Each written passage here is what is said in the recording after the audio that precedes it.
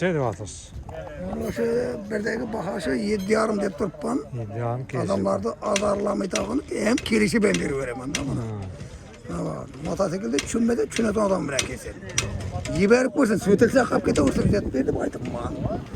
Şunda garanti verip koypan bana yiberip koyardı aladı.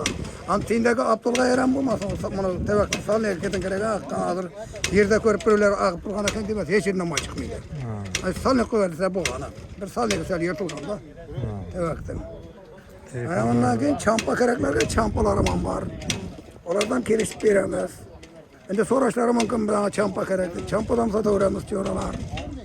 Endi ko'ringlar. Motosikl garantiyali, sentli. Kelesizlar, ko'rasizlar, jiberib ko'rib olaveringlar. So'tilsa qolaveradi. Men so'nggi kunlarda yomon ko'raman da xarakterimda.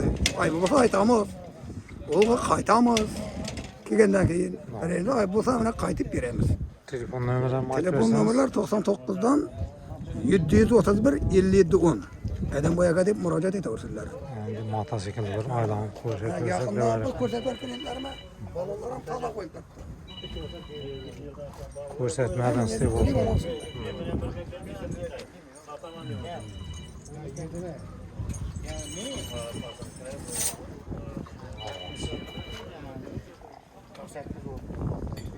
Tamam, 750. Blok oynayın. Şunları tuttu, onlara ne gerek var mı? Abi o zaman o çıkıyor da o. Burada kemek. Geçen bir ver bana.